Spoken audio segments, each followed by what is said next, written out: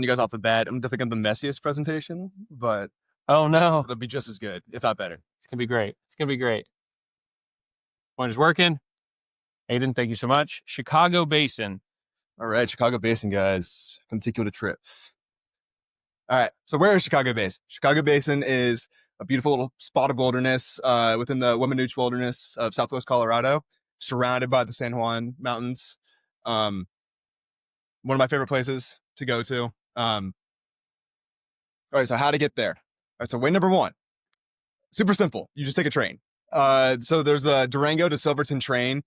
Um, it takes, I think, about 3 hours from Durango to Silverton, but the Needleton stop where you'll be getting off is like, I think, about an hour and a half.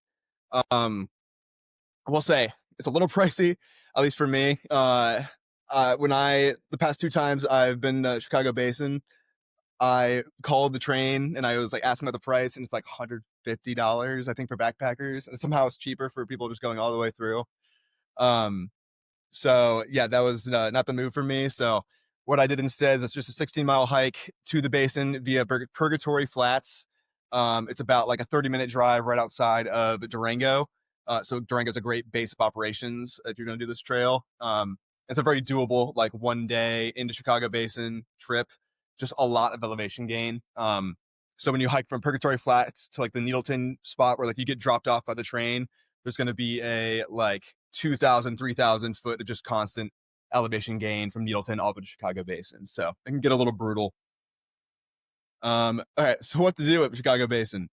Backpacking or 14ers. So personally, the past 2 times I've been there, 14ers definitely the way to go. I backpacked in both times. The first time I did 2024 July 1st, and it was, so there was still a lot of snow in the mountains, which you'll see in a second. But that's me with a couple of my friends to the left. And then I just recently went there after I did the Colorado Trail at the like August 10th, and went up there for my birthday, and it was awesome. I went there solo, no snow at all, at least for the 14ers, like nothing in the path. So 14ers, what's going on up there? Chicago Basin has 4 14ers, all part of the San Juan Mountain Range. So you got the Mount Eolas, North Eolas, Sunlight Peak, and Windham Peak. So 2 class 3s. Class 4, there's one especially exposed move at the top of Sunlight Peak, where basically you're jumping. It's called the leap of faith. You're jumping from this one rock to another rock, but there's a decent bit of exposure in between. So if you slip and fall, you're either seriously injured or you're not coming back. So be very careful if you're doing Sunlight Peak. The first time I did it, the winds were too strong and it had already like rained that day. So I was like not confident at all in doing it, but I just did complete it this last time I went, which was super awesome. And the Windham Peak is actually a difficult class 2. When I did it, I would say it was a class 3, in my opinion. I would say it's more difficult than North Eolas, but Mount Eolas was more difficult than Windham. But yeah, so this is Twin Lakes right here. So you hike up to there from Chicago Basin. You're not allowed to camp in that area, and that's like, that itself is a 2,000 foot elevation gain. I believe Chicago Basin is 11,600. And then you're climbing up to there, and then from there you just have like a bunch of options. You choose which one you want to do. When I just recently went, I did all 4 of them in a day, which was super fun. Definitely was in shape after the Colorado Trail. The first time I went there, I don't think I could have done that. So yeah, super fun. But basically, that's me on top of Sunlight Peak on the very left, right over there. And then on top left, I woke up at 2 a.m. to get up to Windham Peak, and I got up there like 4:30. So got up there well before sunrise. Just decided to stay up there, and this was the sunrise from Windham Peak. It was super awesome. I was the first one from Chicago Basin to get up there, so it was pretty special. So yeah, when to do Chicago Basin? When I went July 1st, 2024, there was still a lot of snow. It made getting up to North Eolas, where I took that photo, kind of hard. We almost turned back, but then I was like, we can definitely figure out a way up there, and we did. But we both forgot our micro spikes. So if you are gonna do any kind of like snow summit, or if there is snowy conditions, definitely bring micro spikes. It will make your life a hell of a lot easier. But yeah, so that's me summiting North Aeolus in like more snowy conditions. That was a sunrise from North Aeolus. And then the leftmost photo is the mountain goats and some snow at the most recent time I went. But yeah, helpful resource, 14ers.com. Why you should go. It's a super awesome trip, awesome place.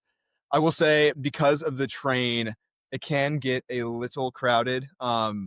I would say if you go on a weekend, expect crowds. You're not going to be alone in the basin. Um, Definitely like more people were there this year than I feel like last year. Um, yeah, it can just get a little crowded. You're definitely not going to get like that super solitary kind of wilderness experience. The hike in is pretty solitary, I will say, but yeah, once the train gets there, you're going to see people. Um, and yeah, that's me on top of North Aeolus with the helmet and the pack and everything. Uh, saw some marmots. This guy is called the Catwalk. So basically, from North Aeolus, you're going from like where I am when I took this photo across this ridge, that's basically like knife's edge, all the way up to Mount Aeolus. And it's a little nervy, but honestly, the most nerve wracking part is when you are going up Mount Aeolus. I didn't realize this until I got there.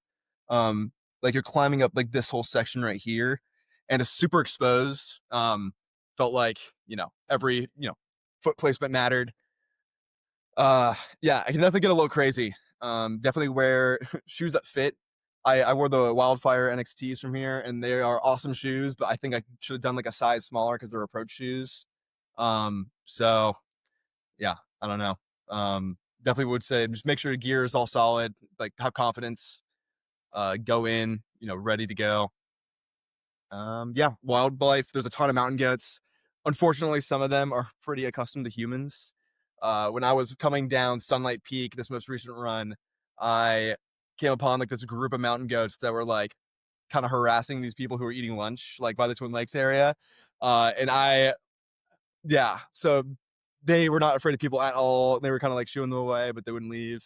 Uh, and I made the mistake of they went towards where I was going, which was North Aeolus, Mount Aeolus, and I made the mistake of cutting off like the mama from her child, uh, and wasn't realizing. And then like the mama started like not charging, but like you could tell she was upset. She started like coming towards me. I was like, all right, all right, all right. And then I was like making eye contact, backing away, letting her get back to her kid. So don't screw with the mountain goats. That's definitely not what you want to do. I was more scared from the mountain goats than any point when I was climbing these mountains. So, uh, yeah. And then just also watch out for wildfires. This most recent time I went, I mean, you can kind of even see up here, it's slightly smoky. Um, this was when I was about to leave. This was when I finished the day for the 14ers and I was going to leave the next day. The day before, when I was like setting up camp, it was very scary. There was a ton of smoke coming over the ridge. I can't remember the exact wildfire name, but I knew I was fine because I knew what fire it was, and it wasn't like I wasn't at risk of it like coming over to where I was, but like I was inhaling a ton of smoke. And luckily it went away in the morning, but I was basically like, if this is still there in the morning, there's no way I can do these 14ers because that's just, you can't exert yourself and breathe in that smoke and not expect like, I don't know. It's just not good for you. So, um, yeah, but super fun. And again, you don't have to do any of the 14ers. Chicago Basin itself is a beautiful spot to go and hike. Um, I'm probably going to go back again another point. I would love to get these 14ers done again, but, uh, I've done like 13, 14ers in Colorado. They're my favorite, like, I think activity to do besides like climbing. And I got, a little bit of best of both worlds here with backpacking in and then climbing. So yeah, definitely wear a helmet. But all right. So who's going? You guys are. All right, that's it.